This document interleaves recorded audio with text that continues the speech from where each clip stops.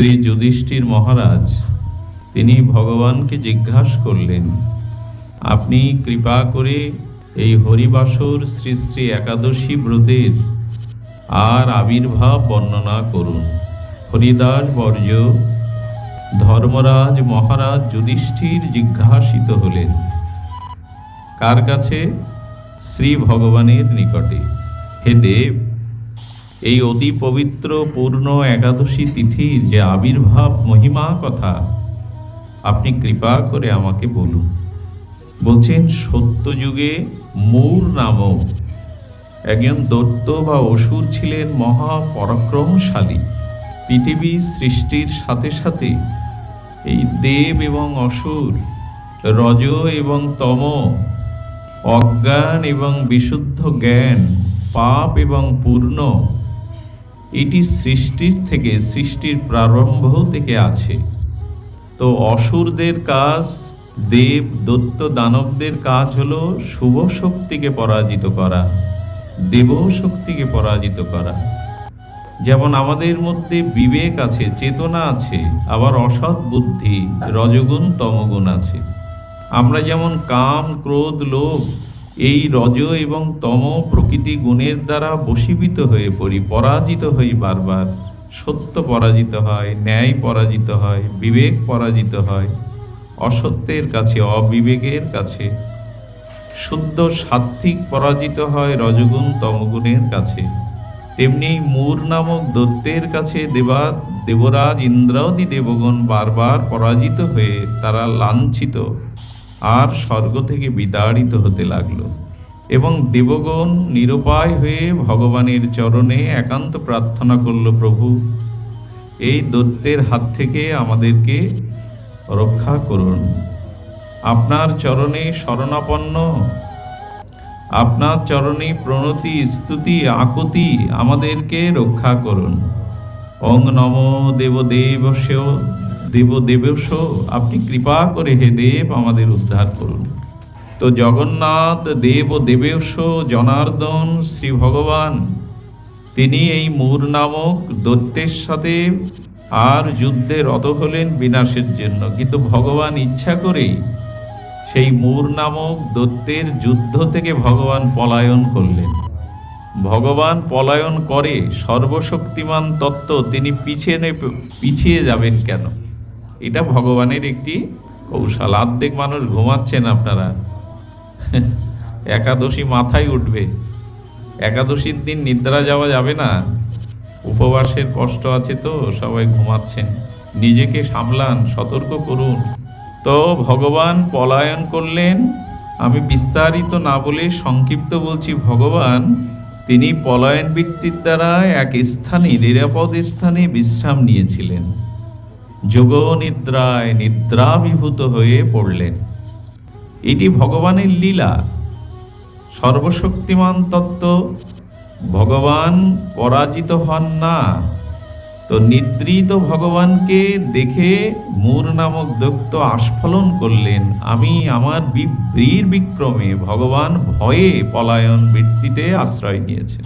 তো তিনি সেই নিদ্রিত যোগনিদ্রাভিভূত ভগবানকে যখন হত্যায় উদ্যত হলেন, লক্ষ্য করুন, তখন ভগবানের সচ্চিদানন্দময় চিৎ শক্তির শ্রী অঙ্গ থেকে আর একটি অপূর্ব নারী মূর্তি আবির্ভূতা হলেন। সেই আবির্ভূতা দিব্য নারী মূর্তিটির তেজ দৃষ্টিতে মূর নামক অসুর বা দৈত্য বিনাশ হলেন। ভগবানের শ্রীঅঙ্গ থেকে উৎপন্না হলেন দিব্য জ্যোতির্ময়ী এক দেবী মূর্তি। তিনি তাকে দৃষ্টির দ্বারাই এই মূর নামক দৈত্যকে বিনাশ করলেন, পরাভূত করলেন। এবং তিনি মূর নামক দৈত্যকে বধ করে ভগবানকে স্তব স্তুতি বন্দনা করতে লাগলেন। যোগনিদ্রা বিবিধ ভগবান নিদ্রা হতে উত্থিত হয়ে বললেন, দেবী, প্রভুকে বারবার পুনঃ পুনঃ স্তব স্তুতি প্রণাম করে বলছেন, প্রভু আমি আপনার সচ্চিদানন্দ এই তত্ত্ব থেকে আবির্ভূতা হয়েছি। আমার কি নাম, কি পরিচয় আপনি বলুন। ভগবান তখন প্রসন্ন হয়ে স্মিত হাস্যে বলছেন, আজ থেকে তোমার নাম হলো একাদশী। এই হলো একাদশীর আবির্ভাব কথা। তাহলে একাদশী কে? না, ভগবানের চিন্ময় জ্যোতির্ময় দিব্য অংশই হলো, অর্থাৎ ভগবানের অভিন্ন অংশ শক্তি হলো একাদশী। এবং তিনি বারবার প্রণত হয়ে বলছেন, প্রভু আমার নাম করলেন, একাদশী নামকরণ করলেন, তো সেখানে বলছেন তোমার কার্য ত্রিভুবনে আনন্দিত হবে।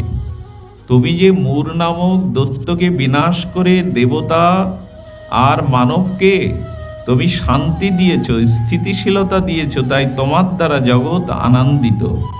তুমি মনোমত বর প্রার্থনা করো। হে একাদশী, তুমি আমার কাছে বর প্রার্থনা করো। একাদশী কি বললেন? ভগবানের কাছে কি বর চাইলেন? হে দেবেশ, আপনার কৃপায় আমি যেন সর্বতীর্থ মধ্যে প্রধান হতে পারি। তার মানে এই সংকেত এখানে এসেছে, আপনি পৃথিবীতে যত তীর্থাদি আছে সেই তীর্থ একজন ব্যক্তির পক্ষে পরিভ্রমণ বা তীর্থযাত্রা সম্পন্ন করা কি সম্ভব? আমাদের মধ্যে এখনো অনেকেই আছি, আমরা গয়া, কাশী, পুষ্কর, বৃন্দাবন, মথুরা, দ্বারকা এইসব পুরীতে অনেকেই আমরা যাইনি। তো বলছেন যে আপনি ত্রিসত্য করে বলুন, আপনার কৃপায় আমি যেন সর্বতীর্থ মধ্যে প্রধান হতে পারি। অর্থাৎ একাদশী ব্রত যিনি নিষ্ঠার সহিত শাস্ত্র বিধিপূর্বক একাদশী ব্রত পালন করেন, তিনি সর্বতীর্থ পরিভ্রমণের ভগবৎ কৃপা লাভ করেন। তার মানে আপনি একাদশী করছেন মানে সমস্ত বিশ্বব্রহ্মাণ্ডে যত তীর্থ আছে সেই তীর্থের থেকেও আপনি অধিকতর শ্রেষ্ঠ তীর্থ একাদশী তীর্থে আজ আপনি বাস করছেন। একাদশী তীর্থ বা আপনি অবস্থান করে সমস্ত তীর্থের পরিক্রমার ফল পাচ্ছেন। কথাটা ভগবান বলছেন। এখন আপনি এরকম গুরুত্ব দিয়েছেন, আমি গুরুত্ব দিয়েছি যে একাদশী নিষ্ঠার সহিত পালন করলে সমগ্র তীর্থের মধ্যে শ্রেষ্ঠ তীর্থ পরিভ্রমণের ফল প্রাপ্ত হয়। সর্ববিঘ্ন নিবারণকারী সর্বসিদ্ধিকারিণী যেন আমি আপনার কৃপায় হতে পারি। দেখুন কি মহিমা! আমাদের তো শ্রদ্ধা নাই, আর এইসব কথার সুদৃঢ় বিশ্বাস নাই। একাদশী ব্রত যিনি নিষ্ঠার সহিত পালন করবেন, সর্ববিঘ্ন হতে তিনি মুক্ত হবেন। এই কথা বিশ্বাস করুন, দৃঢ়তার সহিত মেনে নিন। যিনি শাস্ত্রের বিধিপূর্বক সদাচারপূর্বক বিধিনিষেধকে মান্যতা দিয়ে একাদশী ব্রত পালন করেন, তার জীবনে সর্ববিঘ্ন যাতে দূর হয় সেই বর প্রার্থনা করছেন। প্রভু, একাদশীতে যদি নিষ্ঠার সহিত কেউ পালন করে তাহলে সর্ববিঘ্ন নিবারণ হবে, সর্বসিদ্ধিকারিণী যেন হয়। আমাকে বর দিন, সর্বসিদ্ধি তার প্রাপ্ত হবে। হে জনার্দন, হে কেশব, যারা আপনার চরণে ভক্তিপূর্বক একাদশী ব্রত পালন করবে, কার সাথে কথা হচ্ছে এটি বলুন আপনারা? কার সাথে কথা হচ্ছে? শ্রী ভগবানের সাথে। ভগবানের পরমা শক্তি উৎপন্না এই দিব্য জ্যোতির্ময়ী একাদশীর সাথে কথা নয়, বর প্রার্থনা করছেন এবং ত্রিসত্য করে বলেছেন, আমি যা চাইবো প্রভু আপনি তা আমাকে প্রদান করবেন। বলছেন, হে জনার্দন, আপনার প্রতি ভক্তিপূর্বক একাদশীর দিনে যারা উপবাস করবে তাহাদের সর্বসিদ্ধি যেন প্রাপ্ত হয়, আপনি আমাকে এই বরই প্রদান করুন। ভগবান বলছেন, হে কল্যাণী, আমি তোমাকে এই বর প্রদান করছি যে তোমার সমস্ত মনোরথ যেন পূর্ণ হয়। তুমি যাহা বললে তা যেন সিদ্ধ হয়, ভক্তগণের সমস্ত মনোরথ পূর্ণ হয়। যারা একাদশী এবং আমার পূজা করবে তাদের সুখভাজন হবেই, সর্বতীর্থের অধিক পুণ্যশালী হবে। শ্রীবিষ্ণু ত্রিসত্য করে এই বরদান করেছিলেন। শাস্ত্র এমন বলা আছে যে তোমার ভিতরেও যে অসুর, মূর, এই জন্য গোবিন্দের আর এক নাম হলো মুরারি, ভগবানের আর এক নাম হলো কেন মুরারি? মূর নামক দৈত্যকে তিনি বধ করেছিলেন, এই জন্য ভগবানের আর এক নাম মুরারি। একাদশী ব্রত পালন করলে আমাদের ভিতরে যে কাম, ক্রোধ, পাশবিকতা, আসরিকতার রূপ দৈত্য আছে, ওই একাদশীর কৃপায় সেটাও বিনাশপ্রাপ্ত হবে। আমাদের ভিতরেও দৈত্য আছে, অসুর আছে, কাম, ক্রোধ, ভোগ, বাসনা, পাপ, এইগুলি সব অসুর বৃত্তি সম। শাস্ত্রে এরকম বলা আছে, একাদশীর সমান কোনো ব্রত, কি বললেন একবার বলুন আপনারা, একাদশীর সমান কোনো ব্রত নাই। যত ব্রত আছে, যেমন নদীর মধ্যে শ্রেষ্ঠা হলেন পতিত পাবনী গঙ্গা, তীর্থের মধ্যে তীর্থরাজ যেমন ত্রিবেণী সঙ্গমের, গঙ্গা যমুনা সরস্বতীর সঙ্গমের স্থল পুষ্কর, গাভীর মধ্যে যেমন কামধেনু বা সুরভি, তেমনি ব্রতের মধ্যে হলো একাদশী। মার্গশীর্ষ কৃষ্ণপক্ষে উৎপন্না একাদশী, মার্গশীর্ষ অর্থাৎ অগ্রায়ণে কৃষ্ণপক্ষে বিষ্ণু দেহহত মুরাসুর বর্তায় তিথি একাদশী বরা, অর্থাৎ অগ্রায়ণ মাসের কৃষ্ণপক্ষে বিষ্ণু দেহ হতে আর মুরাসুর বদ্ধাতাত্থায় তিথি রেকা একাদশী বরা।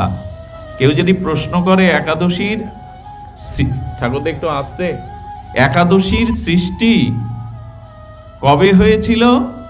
না, সেই সত্যযুগে মার্গশীর্ষ অর্থাৎ আগের বৎসরের প্রথম মাস ছিল কোনটি? বৈশাখ।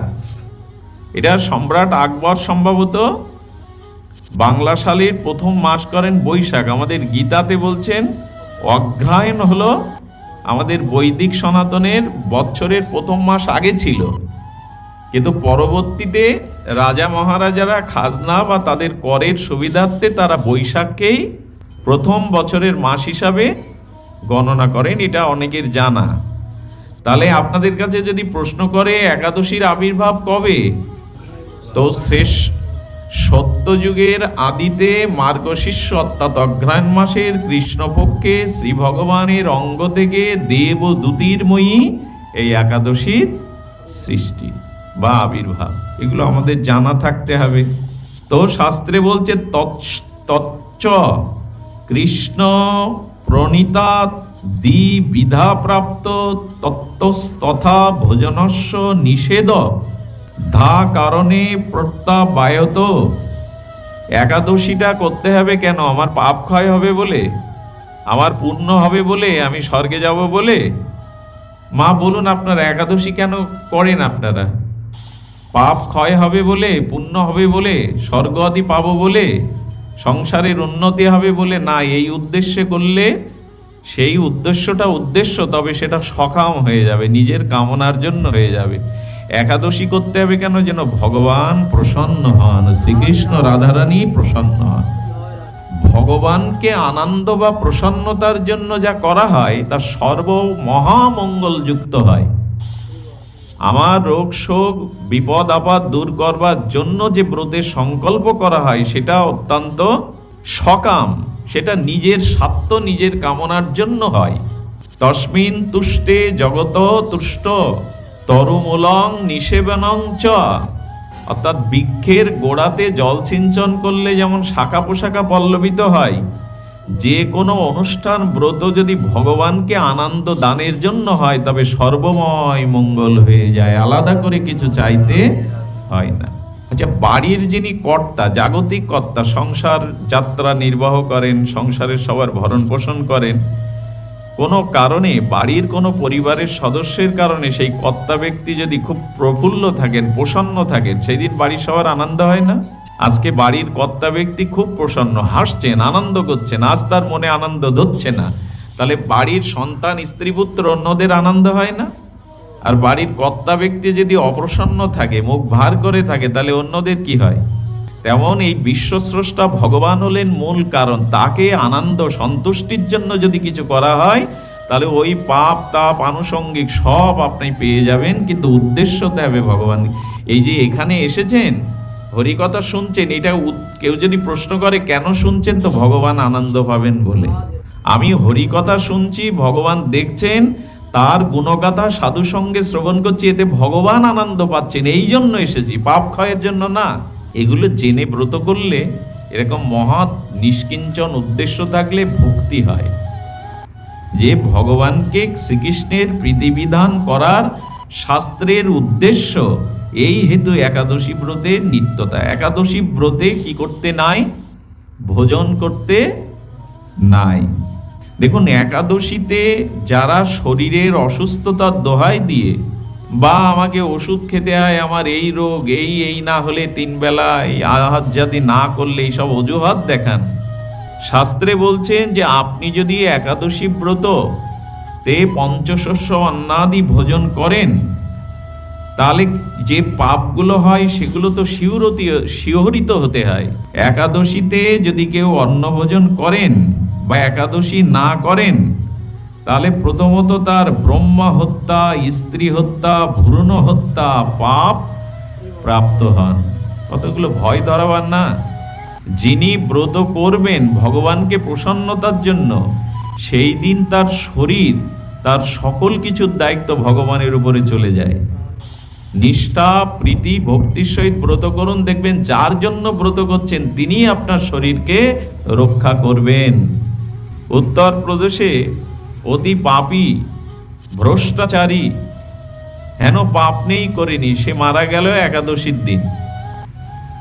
এমন পাপী যে তাকে সমাধি দেওয়ার একটা বস্ত্র কেউ দিতে যাচ্ছে না। তার যে সমাধি দেবে মাটির নিচে, তো বস্ত্র দিতে যাচ্ছে না। একজন নির্জলা একাদশী করতেন, তিনি তার বস্ত্রের অর্ধেকটা কেটে ছিঁড়ে ওর সমাধির উপরে আচ্ছাদন দিলেন।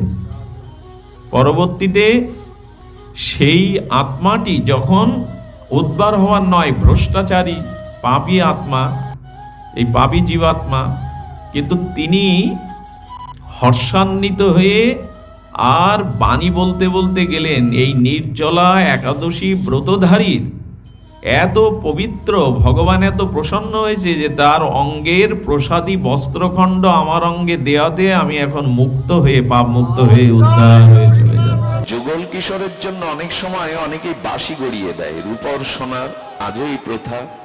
বিগ্রহ, সেবিত বিগ্রহ, অষ্টাবিগ্রহ দেখলে অনেকের অনেক কিছু দিতে ইচ্ছা করে। তো একটা বাঁশি, কেউ বাঁশি টানতো একটু মোটা সাইজের, কেউ বা পাতলা। একজন মোটা সাইজের একটা বাঁশুরি এনে হরিরাম ব্যাটজিকে বলছেন, এটা যদি আপনার যুগল সরকারকে দিতেন, অবশ্যই দেব। এখন হাতটা এত ছোট যুগল কিশোরের, ওই বাঁশিটার মধ্যে পরাতে গিয়ে বারবার বেঁধে যাচ্ছে। হাতের এই অংশটা, ছিদ্রটা অল্প। এখন ওই জোর করে করে, বারবার জোর করে করে ঠেলা দিয়ে পরিয়েছেন। যেই জোর করে পরাতে গেছেন, বিন্দু বিন্দু রক্তক্ষরিত হচ্ছে গোবিন্দের হাত থেকে। বিগ্রহকে কখনো মূর্তি বুদ্ধি করবেন না, প্রতিমা বুদ্ধি করবেন না, এই জিনিসটা খুব সতর্ক হন। ভগবানের বিগ্রহকে কখনো মত্তবুদ্ধি, স্থূল বুদ্ধি করলে সব শেষ। রক্ত যখন ঝরে পড়ছে, ক্রন্দন করে উঠলেন, যুগল কিশোর আমার অপরাধ হয়ে গেছে, বাঁশিটা জোর করে তোমার শ্রীহস্তে পরাতে গিয়ে আঘাত করেছি, রক্ত ঝরছে। ওই দিনই তিনি প্রতিজ্ঞা করলেন, এর প্রায়শ্চিত্ত করব আমি। কাল সকাল থেকে আমি সারাদিন উপবাস থেকে পুরো বৃন্দাবন পরিক্রমা করব, মুখে কিছু দেব না, জলও পাবো না, এটাই আমার প্রায়শ্চিত্ত। আমি একটা কথা বলি, বিগ্রহ সেবাটা খুব সাক্ষাৎ চিন্ময় জ্ঞানে করবেন। আমরা অনেকেই আছি, মুকুট পরাতে গিয়ে হচ্ছে না তো জোর করে ঠেসে দেই। আপনার শিশু সন্তানের মাথায় কেউ জোর করে যদি হাত দিয়ে কেউ চাপ দেয়, সহ্য করতে পারবেন? ঠিক ভগবানের গায়ে আর নখটা না লাগে, আঙুলের চাপটা না। মা যশোদা মাঝে মাঝে গোপালকে ছোটবেলায় ধরতে গিয়ে ভয় পেয়ে ধরতেন না, কারণ মাখনে আঙুলটা দিলে যেমন হাতটা, মানে আঙুলটা বা অঙ্গুলির অগ্রভাগটা মাখনের মধ্যে এত কোমল দেবে যায়, কৃষ্ণকে ধরতে গেলে লাল হয়ে যেত অঙ্গ, আঙুলটা কৃষ্ণের গায়ের মধ্যে নরম চলে যেত। মা যশোদাও ভয় পেত মাঝে মাঝে। উনি জগৎকে দেখিয়ে দিলেন গোপালকে সেবা করতে গেলে এই অনুভাবে সেবা করতে হবে, নখটাও যেন আঘাত না লাগে। আমরা তো জোর করে করে মুকুট, এই অনুভূতিটাই হলো সেবা। আপনি যদি তাকে কাঠ পাথর মূর্তি প্রতিমা ভাবেন তো প্রতিমা, আপনি যদি তাকে সাক্ষাৎ সচ্চিদানন্দ ভাবেন আপনার কাছে তিনি তাই। তোমরা আমাকে যে যা ভাবো আমি তার কাছে তাই। এই জন্য বিগ্রহ সেবাটা সতর্ক হয়ে করতে হয়। তো উনি কি করেছেন, ওইভাবে ছেলের ওপরে সিঙ্গার করেন, ভোরবেলা মঙ্গল আরতি দিয়ে সিঙ্গার করে সারা দিন জল না পেয়ে ব্রজ পরিক্রমা করেন আর অনুশোচনা করেন। যুগল কিশোর বড় ভুল হয়ে গেছে। চিন্তা করতে পারেন এদের কতটা প্রীতি ভগবানের উপরে। ভক্ত চরিত্র এই জন্য শুনতে হয়, এই হলো ভজনের দিগদর্শন, এই হলো ভজনের পথ। এভাবে না চললে কোটি জন্মেও ভগবানের কৃপা প্রেম ভক্তি অধরায় থেকে যাবে। তো পরের দিন উনি মঙ্গল আরতি করে যখন ওনার ছেলের উপরে সিঙ্গারের ভাত দিয়েছেন, পুত্রের উপরে, দেখছে বাঁশিটা ঠিক ঠিক বানিয়েছে। উনি উকি মেরে দেখছেন যে যুগল, শ্যাম, তোমার হাতে বাঁশি এখন সেট হলো কি করে? তো জোর করেও ঢোকানো যাচ্ছিল না। গোবিন্দ তখন কথা বলে উঠেছেন, বিগ্রহ, বাঁশি বড় না হতে, বাঁশি ছোট না হতে পারে, আমার হাত তো বড় হতে পারে তোমার ভক্তির কাছে। আরে বাঁশি হয়তো ছোট না হতে পারে, আমার অঙ্গুলিটা বড় হতে তো পারে। কেন এভাবে কষ্ট পাচ্ছ? কেন জল পাচ্ছ না, পরিক্রমা করছো? ফিরে এসো, এসব করার দরকার নেই, আমার কষ্ট হচ্ছে। এই হলো ভক্ত ভগবানের সম্পর্ক। তো এইভাবে হরিরাম ব্যাসজি তিনি তার ভজন জীবন শুরু করেছেন। তো বৃন্দাবনে কি হয়, শ্রীধাম বৃন্দাবনে এই যে ভক্ত চরিত্র বড় বিরল। এক সাধু বাবা যাচ্ছেন, যেতে গিয়ে কি ঘটেছে শুনুন, কি মর্মস্পর্শী ঘটনা। বর্ষনাতে বিনোদ বাবা যখন পরিক্রমায় যান, এই প্রাতঃস্মরণে বন্দনীয় চরণ, বর্ষনায় একটা নিয়ম হলো ছোট ছোট বাচ্চাগুলো রাধা মাধব সাজে। আপনি একবার যদি পরিক্রমায় যান, প্রতিদিন ওদের দেখা পাবেন, কেউ কেউ সেজে বসে থাকে। তো বাবা গিয়ে আমি দেখেছি নিজে চোখে, বাবা গিয়ে করেন কি, ওদের পায়ে প্রণাম করেন। ব্রজবাসী যারা, ব্রজে যারা ভজন করে, তারা রাধা কৃষ্ণ স্বরূপে যারা সাজে, পোশাকে মুকুটে, তাদের সাক্ষাৎ রাধা কৃষ্ণ জ্ঞান করেন, বন্দনা করেন, প্রণাম করেন। এটা ব্রজের রীতি। কারণ কম ভাগ্যে রাধা মাধব সাজাও যায় না।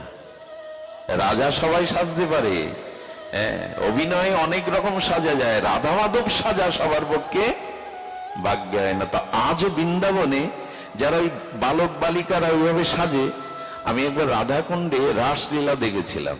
যারা এই রাসলীলা মানে মঞ্চে মঞ্চস্থ করেন, কি বলবো আপনাদের, ওই রাসলীলা সম্পন্ন হওয়ার পরে যখন যুগল বসেছে বৃন্দাবনের, আমাদের প্রত্যেকটি রাধাকুণ্ডের প্রাচীন মূর্তি, প্রাচীন মহাত্মা, এমনকি আমাদের বর্তমান যিনি আছেন আমাদের বাবাজি মহারাজ সহ, প্রাণকৃষ্ণ বাবাজি মহারাজ, উনি সহ সকলে আসরে উঠে গড় হয়ে প্রণাম করে তাদের অর্ঘ্য, তাদের প্রসাদ পাওয়াচ্ছেন। আমি বললাম, বারে এরা অভিনয় করছে। পাশে একজন গাটিবু বলছে, এখনো বসে আছেন বাবাজি মহারাজরা, গিয়ে দেখুন। আরে আপনি এখনো বসে আছেন, আপনার এই জ্ঞান নেই যে ওরা সাক্ষাৎ স্বরূপে রাধা মাধব মনে করছে। সেই দিন ওই শিক্ষাটা ব্রজে পেলাম, রাধা মাধবের স্বরূপ যারা সাজে তাদেরকে সাক্ষাৎ জ্ঞান করা উচিত। তো বসে আছে, এক বাবাজি যেতে যেতে গিয়ে প্রণাম করেছে, প্রণাম করে বলছেন, আশীর্বাদ করো হে যুগল সরকার, হে স্বরূপ, আশীর্বাদ করো। হঠাৎ বালকটা ওই সাধুর দিকে তাকিয়ে বলছেন, 4 দিন বাদেই তো তুমি জগৎ ছেড়ে চলে যাবে। যেই বলেছেন, উনি স্তম্ভিত হয়ে দাঁড়িয়ে, তার সাথীরা চলে যাচ্ছে, বলে বাবা চলুন পরিক্রমায়। উনি নড়ছেন না। আরে ওইটুকু শিশু কৃষ্ণ সেজেছে, সে মুখে বলেছে বলে আপনি মরবেন? বলে না গো, ওরা সাধারণ না, আমার যাওয়ার সময় হয়েছে, আমার আর ভজন হলো না, আমি এমনি করেই চলে যাব। দাঁড়িয়ে দাঁড়িয়ে কাঁদছেন। গিয়ে সবাই চলে গেছে, চরণে গিয়ে সেই স্বরূপ কৃষ্ণ যিনি সেজেছেন সেই বালকের কাছে গিয়ে বললেন, আমি চলে যাব, একটু ভজন করতে এসেছিলাম জগতে, ভজন করতে পারবো না। যখন বারবার কাঁদছে তখন হঠাৎ চোখ মেলেও বলছে, যাও, তোমাকে আর যেতে হবে না, থাকো কিছুদিন। এই যেই বলেছেন উনি পরমানন্দ পেয়ে সাক্ষাৎ ভগবান স্বরূপ মনে করেছেন, পরমানন্দ পেয়ে চলে গেলেন। আশ্চর্য হতে হয় কি জানেন, এর 4 দিন বাদে ওই যে বালক স্বরূপে কৃষ্ণ সেজেছিলেন, ওর বাড়িতে একটা বিবাহর ব্যবহারিক কারণে ওরা একটা গাড়িতে করে যেতে গিয়ে বর্ষণায় অ্যাক্সিডেন্ট হয় এবং ওই ছেলেটাই কেবল অ্যাক্সিডেন্টে মারা যায়। বাবাজি মহারাজ সারা দিন কেঁদেছিলেন। আমি জানি উনি স্বরূপে সাক্ষাৎ আমার মৃত্যুটাকে নিয়ে আমাকে করুণা করে গেলেন, আমার মৃত্যুটাকে উনি নিয়ে আমাকে করুণা করে গেলেন। এগুলো না, আমাদের আস্থাটা, বিশ্বাসটা ধীরে ধীরে শিথিল হয়ে যাচ্ছে। বৈষ্ণবকে দেখে যদি আপনার আনন্দ না হয়, বৈষ্ণবকে দেখে যদি দোষ অন্বেষণের চিন্তা মনে আসে, কোটি জন্মেও আপনি এই রাজ্যে কিছু পাবেন না। আরে আস্থা, বিশ্বাস এগুলি ফিরিয়ে আনুন। এই পথে, এই ভজন পথে বিশ্বাস ছাড়া, শ্রদ্ধা ছাড়া, আস্থা ছাড়া কিছুই পাবেন না। শুধুই যদি বিচার করতে থাকেন, একদিন ওই বিচারের মধ্যেই পড়ে যাবেন, পাওয়া যাবে না। এই জন্য স্বরূপে যারা ওখানে সাজে তাদেরও পরম কল্যাণ আদি হয়। তো আপনাদের সেই ঘটনা বলবো, হরিরাম ব্যাসজির সেই ঘটনা। দেখুন, আমি আগেই একটু সতর্ক করে নিই। একজন না সমুদ্রে স্নান করতে গেছেন। সমুদ্রে যখন স্নানে গেছেন, তো প্রথম সমুদ্রে যাওয়া লোকটি একটু ভীত, একটু সরল টাইপের গ্রাম্য লোক। তো সমুদ্রের ঢেউগুলো যখন সামনে আসে, সাহসী লোকের একটু ভয় হয় না, যদি ভাসিয়ে নিয়ে যায়। তো ঢেউ এক একটা আসছে, ও দেখে আর ওই স্নান বাদে ও ছুটে পালাচ্ছে। এইভাবে 2 ঘন্টা ওইভাবে ঢেউ আসছে, পালাচ্ছে। ওর উদ্দেশ্য এক সময় হয়তো ঢেউটা থামবে, আমি অপেক্ষা করি, তবে চান করে চলে যাব। পাশে এক মহাত্মা বলছে, কি গো, ঘন্টার পর ঘন্টা দাঁড়িয়ে একবার যাচ্ছ আবার পেঁচাচ্ছ? বলে, মহাশয়, ঢেউটা থামলেই মনে করেছি ও তো আমাকে ভাসিয়ে নিয়ে যাবে। এসে বললেন, আর চান তোমাকে করতে হবে না, জন্মে ঢেউ থামবে না, তোমাকেও আর ডুব দিতে হবে না। কত অজুহাত আমাদের, ছেলেটার এই হয়নি, মেয়েটার এই হয়নি, সংসারের এই দশা, এসব মিললে তবে তোমাদের সাথে হরিকথা শুনতে যাব, ভজন করব, ব্রজে যাব। সংসারে ঢেউ কারো থামবে না। ওতে ভয় পেয়ে পিছিয়ে গেলে স্নান আর হবে না। ডুব যদি দিতেই হয়, এই যন্ত্রণা, জ্বালা, এর মধ্যেই ডুব দিতে হবে, এর মধ্যেই ডুব দিতে হবে। সময় কারো জন্য আলাদা বরাদ্দ নাই। এই জন্য সংকল্প করুন। এই যে যারা সামনে বসেছে, যাদের মুখগুলো দেখি, আশ্চর্য। বিন বাজালে যেমন সাপগুলো গর্ত থেকে উঠে নাচতে থাকে, যারা একবার এই জাতীয় শ্রদ্ধা বিশ্বাসে সাধু সঙ্গ পেয়েছে, এদের আর বাড়ি ধরে রাখতে পারবেন না, এদের আর ধরে রাখতে পারবেন না। এরা জেনেছে সংসার সুখের হবে না, সংসারে অশান্তি কখনো কমবে না, কারণ আমাদের প্রারব্ধ কর্ম যা যা আছে তা ভুগতেই হবে।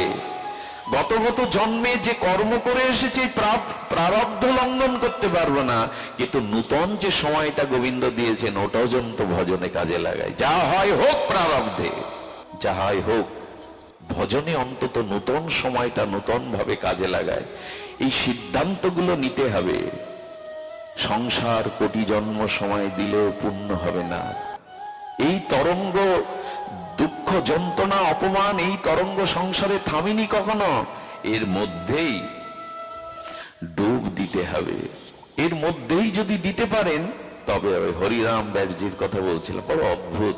বৃন্দাবনে মাঝে মাঝে রাস, ওই যে ছোট ছোট বালক বালিকারা বা যারা নৃত্য কলায় বিশরত, এরা মাঝে মাঝে রাস উপস্থাপন করে। আর এটা যমুনা পুলি নিয়ে বংশী বটে, একবার এই জায়গাটা যাবেন। বংশী বটটা একটা নির্মল, ওখানে গেলে রাসের আবেশ আসে। তো যমুনা পুলিনে বংশী বটে রাস হচ্ছে। তখন কে কে আছে জানেন? সামনে বসেছে কে? হরিরাম ব্যাসজি তো গেছেন, আর হরিদাস স্বামীজি আছেন, বিদগ্ধ জনেরা আছেন, সিদ্ধ মহাত্মারা কয়েকজন সামনে বসে এই রাস মঞ্চস্থ দর্শন করছেন। হরিরাম ব্যাটজি তার মধ্যে গিয়ে বসেছেন। হরিরাম ব্যাটজি গিয়ে যখন বসেছেন, কি ঘটলো জানেন? রাস মঞ্চস্থ হচ্ছে, গোবিন্দের মুরলীর ধ্বনিরা, গোপীরা দেহ ধর্ম, কুল ধর্ম, বেদ ধর্ম পরিত্যাগ করে সেই আকর্ষণে শ্রী গোবিন্দের রাস মঞ্চে গিয়ে যখন যুগলের রাস নৃত্য শুরু হলো, গোবিন্দকে মাঝখানে রেখে যখন খুব দ্রুত গতিতে রাসমঞ্চ রাধারানী ঘুরতে লাগলো সখীদের নিয়ে, যখন নিত্যরত অবস্থায় ওই বালিকাটি ঘুরছে, তীব্র বেগে ঘুরছে, হরিদাস দাস ব্যাসজির দৃষ্টি রাধারানীর চরণের দিকে, যিনি রাধারানীর রাসলীলা করছেন না। এগুলো একটু স্মরণের বিষয়।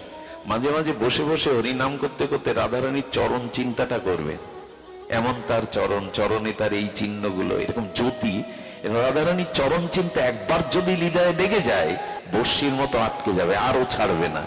এই চিন্তাগুলো করতে উনি ধ্যান করছেন। ওই যে বালিকাটি রাধা স্বরূপে সাক্ষাৎ রাস নৃত্য করছে দ্রুত, হঠাৎ করে ওই রাধারানীর চরণের একটা নূপুরের দড়ি ছিঁড়ে নূপুরের দানাগুলো ছড়িয়ে গেছে, ওনার লক্ষ্য গেছে। আর সবাই আবেশে দেখছেন, উনি দ্রুত গতিতে চলে গেলেন, যে ওদের সাথে ওই দৌড়াচ্ছেন।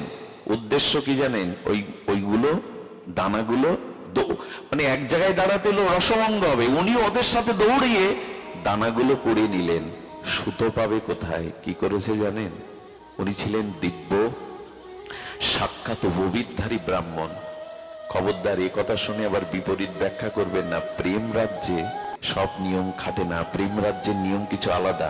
উনি উপনয়নটা টেনে ছিঁড়ে ফেললেন। উপনয়ন ছেড়ে ব্রাহ্মণ, উপনয়ন যদি ছিঁড়ে যায়, ছেড়ে না ছিঁড়ে যায়, তবে তাকে প্রায়শ্চিত্ত করতে হয়।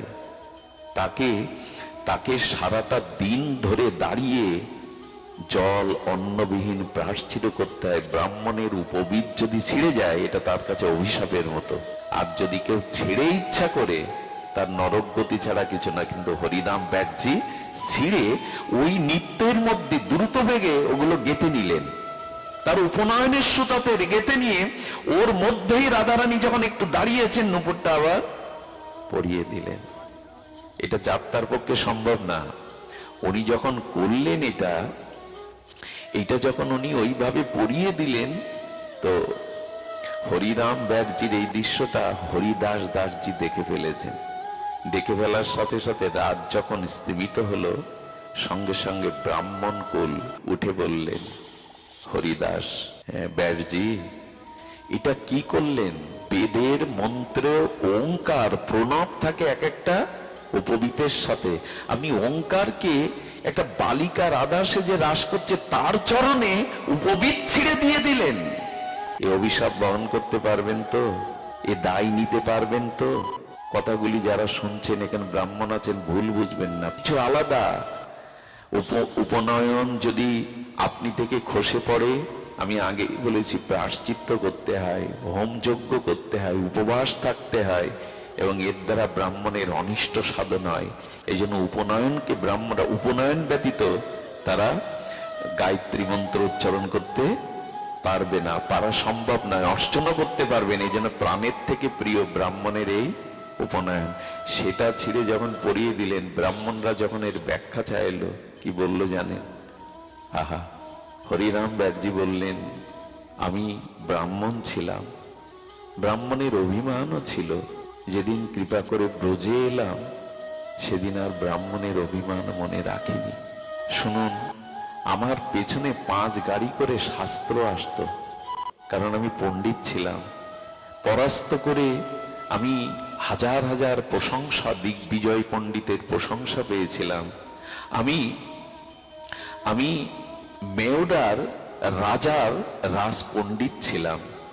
ব্রজে যখন এলাম, ব্রজে ধুলি যখন মাগলাম, সেই দিন থেকে গ্রন্থগুলো মন্দিরে বিসর্জন দিয়ে দিলাম, আর নয়।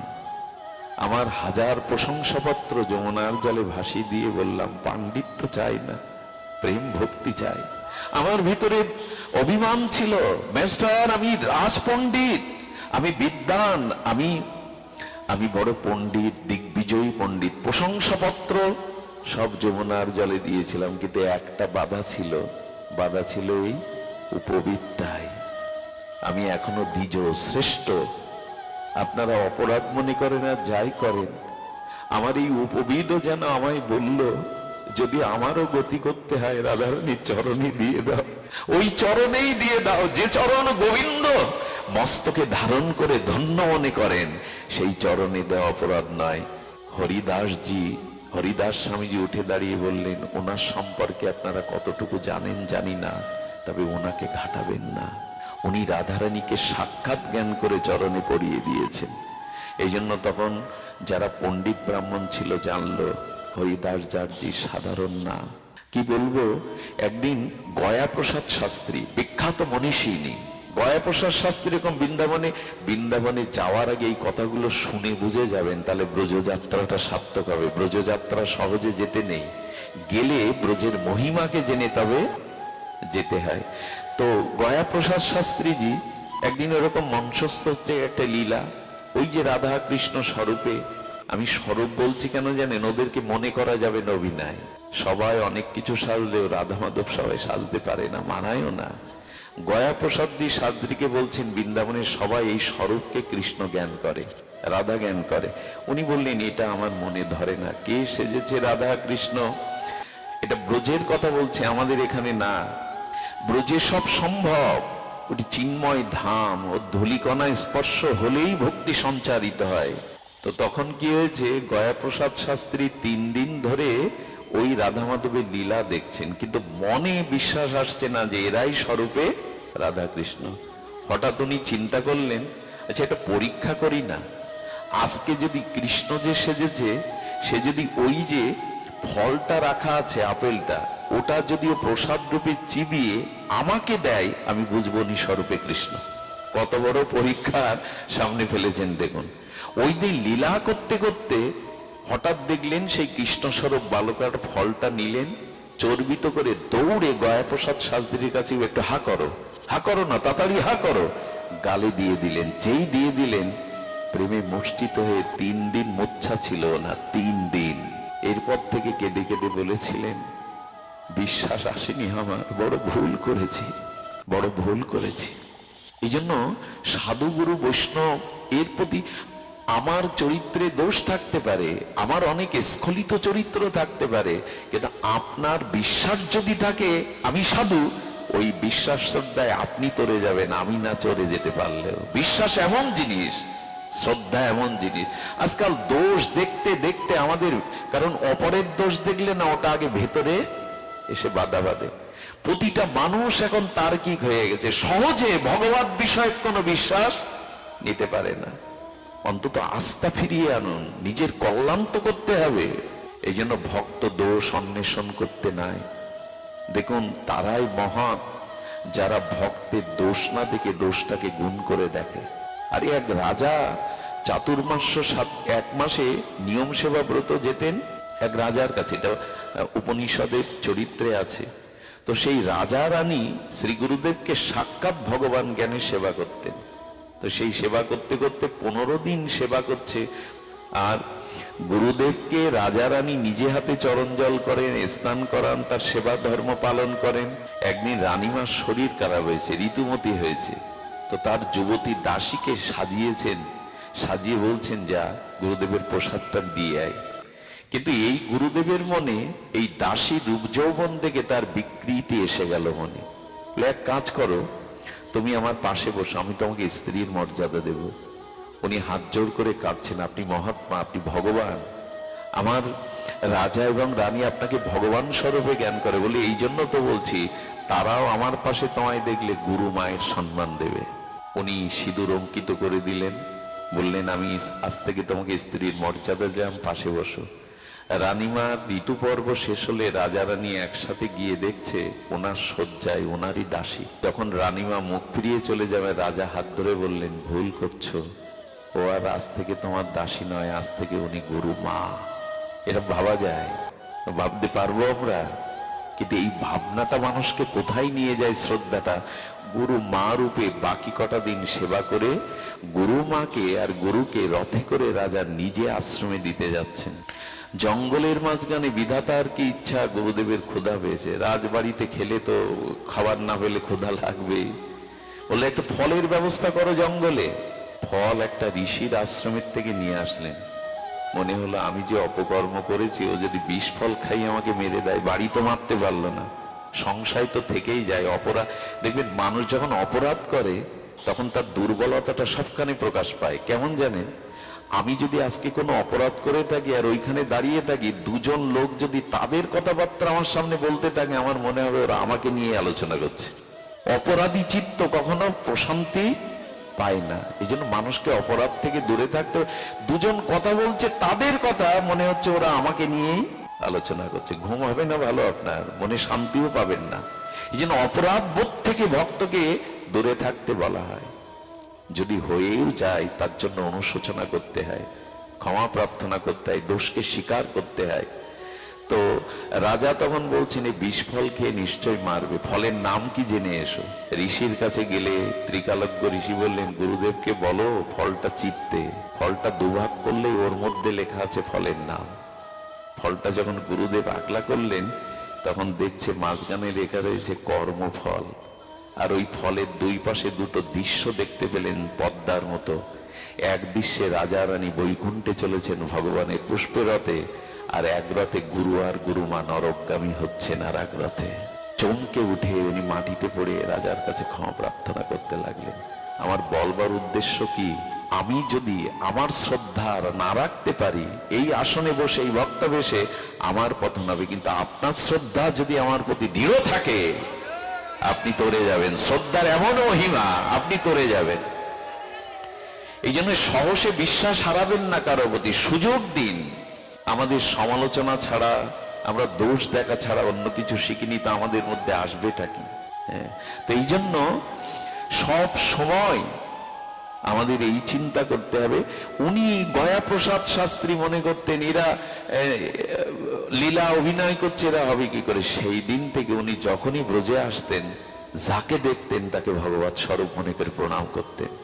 যাকে দেখতেন ছোট বড়, বলে এই ব্রজের সবই ভগবৎ প্রকাশ। ব্রহ্মারও মাথায় তাক লেগে গিয়েছিল, ব্রহ্মারও মাথা ঘুরে গিয়েছিল। ব্রহ্মা যখন গোবৎস হরণ করে 1 বছর পরে আসছে, দেখে গোবিন্দের হাতের লাঠিটা, পাশুনিটাও নারায়ণ। ভগবান মানে গোরাকাল হতে গেলে, গাভী রাখতে গেলে একটা পাশুনি হাতে নিতে নাই না। ব্রহ্মা দেখছেন রাখালদের হাতের লাঠিটাও নারায়ণ চতুর্ভুজ। আরে আমি বুঝতে পারিনি বৃন্দাবনের মহিমা। বৃন্দাবনে যতবারেন হোটেলে উঠবেন না, হোটেল বা বাইরের খাবার খাবেন না। বৃন্দাবনে গেলে 5টা জিনিসের স্মরণ নেবেন, তাহলে রাধারানীর কৃপা হবে। প্রথমে জুতো পায়ে দিয়ে ব্রজ পরিদর্শন। ওই ধুলিতে গোবিন্দ কখনো, রাধারানীও কখনো পাদুকা পায়ে দেননি। বৈকুণ্ঠের নারায়ণের পাদুকা আছে, দ্বারকায় আছে ভগবান শ্রীকৃষ্ণের স্বর্ণ পাদুকা, মথুরায় আছে, বৃন্দাবনে দেননি। সেই ধুলিতে আমি আমার পা আমি চলতে পারি না, এসব কথা হলো। এক বাবা না পরিক্রমা করতে করতে পাথরে হোঁচট লেগে 1 খণ্ড কেটে গিয়ে রক্ত বেরোচ্ছে। ওষুধ পাবে কোথায়? বলে বাবা আরে ওষুধ তো এখানেই আছে। ধুলিকণাগুলো দিয়ে দিল, ম্যাজিকের মতো রক্ত ব্যথা বন্ধ হয়ে গেল। আজও হয়, আজও হয়। তো এই জন্য ব্রজে যেতে গেলে প্রথমে ধুলির কাছে অঙ্গ মিশিয়ে প্রার্থনা করুন, তুমি ধুলি নও। রাধারানীর চরণ, রাধা গোবিন্দের চরণ, এতে মেশানো আছে গোপীদের প্রেম বিরহ অশ্রু মিশানো আছে। ধুলিকে প্রথমে মাখবেন। প্রথমে গিয়ে যমুনার একটু জল পান করে বলবেন, হে কালিন্দী, কৃষ্ণ ভক্তি তুমি দিতে পারো, তুমি চরণামৃত, তোমাতে গোবিন্দ লীলা করেছেন, সন্তরণ করেছেন, দিতে পারো। তৃতীয়ত বৃক্ষকে জড়িয়ে ধরে কাঁদবেন আর বলবেন, তোমরা পারো, লীলাকে দেখিয়ে দিতে, লীলা স্মরণ করিয়ে দিতে, কৃপা করো। চতুর্থ, গোপেশ্বর মহাদেবের কাছে শরণ নিয়ে তবে ব্রজ দেখতে হবে। যদি মহাদেবের চরণে শরণ না নিয়ে ব্রজ দর্শন করেন, কাজ হবে না। আর বাকি থাকলো কি? ব্রজের ধুলি আর ব্রজবাসীদের সম্মান করতে হবে। টাকা বেশি নিয়ে নিল, বড় কথা বললো, দেখ বৃন্দাবনে এখন ব্যবসা হয়ে গেছে, খবরদার। 2-4 দিনের জন্য আছেন, এত হিসাব কেন? হ্যাঁ, ব্রজবাসীরা গাড়ি ভাড়া বেশি নিয়ে নিল, একটুখানি দেখিয়ে বললে এত টাকা দাও, এই গেলেন তো গেলেন। ব্রজবাসীরা কৃষ্ণকে কাঁদে উঠেছেন, এটো ফল খাইয়েছেন। গোবিন্দ বললেন, ব্রজবাসী আমার প্রাণ। যে ব্রজবাসুদের ত্রুটি দেখে, ভুল দেখে, সে আমার কৃপা এই জন্য ব্রজে যখন যান, কষ্ট হলে কিছু কাপড় অর্থ নিয়ে ব্রজবাসীদের দান করে আসবেন, তাতে গোবিন্দ রাধারানী প্রসন্ন হবে। এই 5টা জিনিসে শ্রদ্ধা না হলে, এই জন্য একটা অনুরোধ করি, যদি কখনো বৃন্দাবন যাত্রায় যেতে হয়, শুদ্ধ ভক্তের সাথে যাবেন। বেড়ানো চাড়ানোর মতো করে গেলে না, বিষয় লোকের সাথে সব শেষ, অপরাধ জালে জড়িয়ে যেতে হবে। এই জন্য ব্রজযাত্রা শ্রী গুরুদেব বৈষ্ণব শুদ্ধ ভক্তের সাথে যেতে হয়। যমুনায় গিয়ে কি হয় জানেন, ওই ভক্ত যমুনার মহিমা কীর্তন করতে থাকে, তখন আপনার যমুনার প্রতি শ্রদ্ধা বেড়ে যাবে। এই জন্য ভক্তের সাথেই যেতে হয়। আজ মহাপ্রভু চলেছেন বৃন্দাবনে। কে চলেছেন? মহাপ্রভু। পেছনে হাজার হাজার লক্ষ লোক। সনাতন গোস্বামী গিয়েছে, বললেন প্রভু এবার আর তোমার বৃন্দাবন যাত্রা না যাওয়াই উচিত। সনাতন বাধা দিচ্ছে মহাপ্রভুকে। সনাতন, তুমি বিজ্ঞ, তুমি কেন বলছো? বললেন, যার সাথে লোক হয় লক্ষ কোটি, বৃন্দাবনে নহে তার। সনাতন, তুমি ঠিকই বলেছ, বৃন্দাবনে বেশি লোকজন হই হুল্লোড় করে যেতে নেই। তুমি তো শিক্ষা দেবে, তুমি তো বিজ্ঞ সনাতন। মহাপ্রভু গেলেন না। এর থেকে আমরা শিখতে পারি, জানতে পারি, হই হুল্লোড় করে পিকনিক করার মতো, বেড়ানোর মতো করে বৃন্দাবনে যাওয়া উচিত নয়। ব্রজের যে যাত্রাটা, এরকম তাদের স্বরূপ জ্ঞান করতে হয়।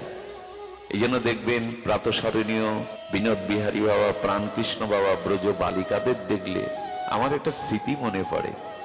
আমরা পেশায় ঝাড়ি গিয়েছিলাম। আপনাকে 2.5-3 ঘন্টা পায়ে হেঁটে যেতে হবে, কোনো যানবাহন পাবেন না। আর সেই পেশায়ের বন, 200 বছরের কাঠ, ওখানে কেউ সই না, বাড়ি নিয়ে যায় না। জঙ্গলের মধ্যে পথটা কে যেন বাতাসে পরিষ্কার করে দেয়, ছোট পথ। ওইখানে সাধারণত কেউ টিকতে পারে না, যারা প্রকৃত ভজন না করে। সৌভাগ্য হয়েছিল ওই জঙ্গলে যাওয়া। সেখানে অশ্বত্থামা এখনো জেগে আছে। অশ্বত্থামা অমর, অশ্বত্থামা সেখানে এখনো আছে। তো ওই জঙ্গলে এক বাবাজি মহারাজ রাধারানীর নুপুরও পেয়েছিলেন, সেই স্থানটা এখনো বাঁধানো আছে। সৌভাগ্য হয়েছিল গৌর বাবার দ্বারা, আমাদের ধনঞ্জয়, আমরা নিতায়, আমরা সেখানে গিয়ে কিছুটা সেই মাটির স্পর্শ পেয়েছিলাম। বলছি এই কারণে, কাঠ ফাটা রৌদ্রে চলে আসছি আমরা। ওই যে বললাম 2.5 ঘন্টা কোনো গাড়িতে পাবেন না, তো চলে আসছি। এক ব্রজমা সেই কাঠ জোগাড় করে জঙ্গল থেকে চলে যাচ্ছে, অন্য জঙ্গল থেকে। ছোট একটা বাচ্চা মেয়ে, 4 বছর হোক, ওর মাথায় বোঝা, ঘেমে দরদর করে পড়ছে বোঝা মাথায়। আমাদের দেখে না মিষ্টি করে হেসে বলছে, জয় রাধে বাবা, জয় রাধে। থমকে দাঁড়ালাম, হাসি মুখে এমন করে জয় রাধে বলল। ওর চরণের দিকে যাওয়ার পথে অনেকক্ষণ তাকিয়েছিলাম। কত কোটিকাল সৌভাগ্য ক্রমে এরা বোঝে জন্মেছে। মাথায় বোঝা, দরদর করে ঘাম ঝরছে, ওইটুকু বালিকা কি মিষ্টি করে জয় রাধে বাবা, জয় রাধে। প্রাণ জোড়ানো তাদের মুখের শব্দ যেন সঙ্গীতের মতো রসালাপ করে, তাদের হাঁটাটা যেন নৃত্যের মতো। এই জন্য ব্রজে যেতে হয় একটা অনুভূতি নিয়ে। মহাপ্রভু যবে নারীর গ্রামে গিয়েছিলেন, নাচিতে নাচিতে প্রভু আইলো আলিটো গ্রাম। প্রভুর চোখে জল, প্রভু ধুলাই গড়াচ্ছে আর অশ্রু সজল নয়নে বলছে, বলতে পারো রাধাকুণ্ড কোথায়, বলতে পারো শ্যামকুণ্ড কোথায়। স্বয়ং যে শ্যামকুণ্ড প্রকাট করলো, সেই এইভাবে কাঁদছে। মহাপ্রভু জানালেন, হৃদয়ে ব্যথা নিয়ে, ব্যাকুলতা নিয়ে, চোখে অশ্রু নিয়ে ব্রজে যেও। যারা ব্রজে এইভাবে যায়, এদের প্রাণ ছিঁড়ে যায় কখন জানেন? যখন ব্রজ থেকে চলে আসে। ব্রজ থেকে যখন চলে আসে, এদের প্রাণ কে যেন টেনে ছিঁড়ে নেয়। আড়ালে কাঁদতে দেখেছি তাদের রাধারানী। কেন ব্রজ থেকে চলে যেতে হবে? তো এই হরিরাম ব্যাসজির মেয়ের বিবাহ ঠিক হলো। মেয়ের বিবাহ ঠিক হলে উনি মেয়েকে বললেন, বাহ, বিবাহ করে ব্রজে ছেড়ে যাবি? ব্রহ্মাও যে ব্রজের বাস আশা করে, বিয়ে করা এত দরকার, আর বিয়ে যদি করবি ব্রজের বাইরে চলে গেলে আমি মুখ দেখাবি না, এই না হলে বাবা। মেয়ে বলল, বাবা তো ঠিক হয়েছে বিবাহ, তুমি অমত করো না। আপনাদের কি বলবো, বিবাহ হওয়ার পরে যখন বিদায় বেলা, হরিরাম ব্যাসজি কাঁদছেন। প্রণাম করতে গিয়ে মেয়ে বলছে, বাবা তোমার চোখে জল। বলে, ভুল বুঝলি, আমি তোর জন্য কাঁদছি না, আমি কাঁদছি আজ ব্রজ থেকে ব্রজের বাইরে চলে যাচ্ছিস বলে। ওরে হতভাগিনী, এখানে ব্রহ্মাও ধূলি হওয়ার জন্য তপস্যা করে, সেই ব্রজ ছেড়ে চলে যাচ্ছিস।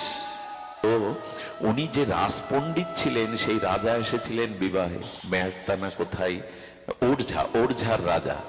ওরঝার রাজা এই দৃশ্য দেখে ওনার গুরুদেবকে কাঁদতে দেখে হরিনাম জামাইকে বললেন, জামাইয়ের বাবাকে বললেন, আমি কিছু জায়গা দান করছি, এখানে বাড়ি করে দিচ্ছি, সমস্ত ভার আমাদের, আপনি ব্রজ ছেড়ে যাবেন না, উনি কষ্ট পাচ্ছেন। শেষে ঘর জামাই হয়ে থেকে গেল। এদের ব্রজনিষ্ঠা দেখেছেন? মেয়েকেও হলো হতভাগিনী, কেউ ব্রজ ছেড়ে চলে যায়। ঠাকুর মশাই এই জন্য প্রাণের আবেদন লিখে লিখেছেন, কবে হবে রাধা কুণ্ডে বাস। একটা নিবেদন করি, ব্রজবাস না হলে যুগল ভজন প্রেম ভক্তি হবে না। তো আমরা তো হতভাগা বিষয়ী, আমাদের কি হবে? রূপ গোস্বামী বললেন, অন্তত প্রতিদিন মনে মনে ব্রজে বাস করো। বিকালবেলা যখন মালা নিয়ে বসবেন, দেখবেন আপনি রাধাকুণ্ডের তীরে বসে আছেন। রাধাকুণ্ডের তীরে যেভাবে সাধুরা আসে দেখতে পাচ্ছেন, এভাবে মনে মনেও যদি ব্রজবাস করেন, রাধারানী একদিন টেনে নিয়ে নেবে। মনে মনেও ব্রজবাস করতে যদি অলসতা থাকে, আমরা আর পাবো না। তাই থেকে গেলেন। একদিন হঠাৎ ওনার তিন ছেলে দেখছে মালপোয়া আর ভালো ভালো রান্না করছে, ওনার স্ত্রী ওনার মেয়ে চারিদিকে। উনি আনন্দে বলছেন, আজ বোধহয় 56 ব্যঞ্জন হবে যুগল সরকারে, আজ বোধহয় আমার যুগল সরকারের সেবা হবে। স্ত্রীকে বলছে, এত আয়োজন, আমার যুগল সরকারের সেবা? বলে, না না, বেয়ান আসছে। উনি মুখটা শুকনো করে ফিরিয়ে গেলেন। বাহ, আমি ভাবলাম আমার যুগল সরকারের জন্য। দেখুন সাধুদের রতি দেখুন। উনি তখন মনে মনে ব্যথা ফেললেন, বাহ, বেয়ানের জন্য আয়োজন, আমার যুগল সরকারের আয়োজন নেই। এই জন্য আত্মীয় স্বজনের প্রতি কর্তব্য করতে হয়, কিন্তু সাধুদের প্রীতি থাকে বেশিরভাগে ভক্তের দিকে। আমরা জামাই আদর কত বুঝি, তাই না? মেয়েটাকে মারে, ব্যথা দেয়, তাও আদর বুঝি, অথচ সাধু আদর বুঝি না। সাধু প্রীতিটা বাড়ান। বাড়িতে একজন সাধুর পাপ ধুলো পড়া মানেই দেবতার বরাভয় আশীর্বাদ আসা, গোবিন্দ সন্তুষ্ট হন। এই জন্য উনি মনে মনে ব্যথা পাচ্ছেন। ব্যথা পেয়ে যখন সেবা করতে বসেছে, তখন বেয়ানরা, বিষয়ী লোকরা একদিকে, আর একদিকে ভক্তরা বসেছেন। কিছু সাধুদেরও নিমন্ত্রণ হয়েছে। উনি কি করেছেন জানেন? ভালো ভালো গুলো যখন বিষয়ের পাতে যাচ্ছে, ওনার তো হৃদয়ে জ্বালা ধরছে। হ্যাঁ, ভক্তরা পেল না, পেল ওই। আর এই যে দুগ্ধ দিতে দিতে কি করেছে জানেন? আহা, খুব ভালো ঘটনা। দুগ্ধ দিতে দিতে হরিরাম ব্যাসজির স্ত্রী সেই দুগ্ধের ভিতরে যে ওই স্বর বা সার থাকে না, ওইটা পড়ে গেছে হরিরাম ব্যাসজির পাতে। বললেন, বাহ, আর জায়গা পেলে না। না, সাধুদের পাতে পড়লো না, আমার পাতেই দিয়ে দিলে। বড় ব্যথা পেয়ে উঠে দাঁড়িয়ে উনি গালাগালি শুরু করেছেন। হ্যাঁ, এই রক্ত মাংসের দেহের সেবা তোমার ইচ্ছা, আর একে পুষ্ট করে কি করবে? সারাদিন যারা আহার ভুলে রাধা মাধবের ভজন করে, তাদেরকে দিতে হয় উত্তম বস্তু, দাও, তাদেরকে দিতে হয়। এই রক্ত মাংসের শরীরটাকে কেন দিচ্ছ? তেজে উঠলেন। সাধুরা বলছে, বাবা বাবা রাখতে নাই, মা দিতে গিয়ে পড়ে গেছে, উনি তো আর বেছে বেছে দিচ্ছেন না। দেখুন সাধু প্রীতি কতখানি। বাড়িতে যেদিন অনুষ্ঠান হয় না, এই বৈষ্ণব সেবার জন্য আত্মীয় স্বজনের চিন্তাটা পরে করবেন, আগে ভক্তদের চিন্তা করবেন। মা কি করে? সন্তানকে খেতে দেওয়ার সময় কড়াইতে হাঁড়িতে তার জন্য আছে কি দেখে? আহারে, মা অনেক সময় দেখে না তার জন্য কিছু আছে কিনা। এরকম সেবা জ্ঞানে বৈষ্ণব সেবা করলেই তবে রাধারানী খুশি হন। বৈষ্ণবকে গোবিন্দ সম জ্ঞান করে সেবা করতে হয়। তো উনি যখন বকাবকি শুরু করেছেন, স্ত্রী বলছে, ভুল করেই পড়ে গেছে তোমার পাতে দেওয়ার জন্য আমি দেইনি, একটু সময় দাও। বাবা, আপনারা একটু বসুন। উনি অসন্ত ঘরে গিয়ে দুধ ছিল, ওইটা চিনি দিয়ে ক্ষীর তৈরি করে এসে যখন বাবাজিদের সব পাতে দিয়েছে, উনি ভেতরে এসে কড়াইতে দেখছেন কড়াইটা খালি, আর কারোর জন্য আত্মীয় স্বজন রাখেননি। উনি কি করলেন জানেন? স্ত্রীর পায়ে প্রণাম করে বললেন, ধন্য তুমি, তোমার রাধারানী কৃপা করুক, তুমি সৌভাগ্যবতী হও, তুমি রাধারানী কৃপা পাও, তুমি নিজের জন্য না রেখে, আত্মীয় স্বজনের না রেখে আমার সাধুকে পাইয়েছ। সন্তুষ্ট হলে সাধুর লক্ষণ বোঝা যায়। নিজের সর্বস্ব দিয়ে সাধু সেবা করে যদি আনন্দ পায়। আচ্ছা, এই দিদির যে অবস্থা, আমি যতটুকু জানি, অবস্থা কি তা আমি খুব জানি না, কিন্তু রুচিটা দেখে ভালো লাগছে। আর সাধুগুরু আসবে, কি সুন্দর করে একটা সুন্দর পরিপাটি করেছেন। মানুষের অর্থ যদি ভগবত সেবায়, ভগবত কর্মে না লাগে, সেই অর্থ অভিশাপ হয়ে দেখা দেয়। যারা এগুলি করেন, এই মাসব্যাপী আমাদের মোবারকপুরে অনুষ্ঠান হয়। হৃদয় দা, আমাদের দাদারা আছেন, মৃত্যুঞ্জয় দা, দাদারা আছেন, মিলে করেন। আমি তখন ভাবি, একটা মাস দীর্ঘ ভাগবত পাঠ, ভক্ত সেবায়, এই হলো অর্থের সদুপযোগ। দাদা মাঝে মাঝে বলেন, দাদা এক একদিন 2-4 জন গ্রাহক হয়ে যায়, আমি দেব আমি দেব। এই জন্য অর্থ সামর্থ্য ভগবত কাজে। মহাপ্রভু বসেছেন হরিদাসের নির্জনে, মহাপ্রভু বললেন, আমার পাতে কেন দিচ্ছ, ভক্তদের পাতে দাও। লাবড়ি কাকে বলে অনু? লাবড়ি বলে আমার পাতে এইগুলি দাও, ভক্তদের পাতে ভালো ভালো দাও। এই হলো বৈষ্ণব সেবা শেখাচ্ছেন মহাপ্রভু। দ্বিতীয় ঘটনা বলি, সময় নেওয়ার অধিকার নেই। হরিরাম ব্যাটজি কি করেছেন, ওনার সময় হলো অপ্রকারের। 102 বছর বুঝেছিলেন। কয় বছর ছিলেন? 2 বছর। উনি বুঝতে পেরেছেন আর নয়, ডাক এসেছে। 3 ছেলেকে ডাকলেন। ওনার 3 ছেলেকে ডাকলেন, এক যুগল, একজন নাম কিশোর, আরেকজন বিমল। এই 3 ছেলেকে ডেকে উনি 3টে ভাগ করেছেন। খুব মার্মিক কথা, শুনতে হবে মন দিয়ে। তো 3টে ভাগ করেছেন। ওনার বিষয় ঐশ্বর্য অনেক ছিল ব্রজে। তো বিষয় ঐশ্বর্যটা একদিকে, যুগল একদিকে, আর নিজের জপের মালা, নিজের ভজন একদিকে। 3 ছেলেকে বলছেন, কে কি বেছে নাও নাও। বুঝতে পেরেছেন ভাগটা?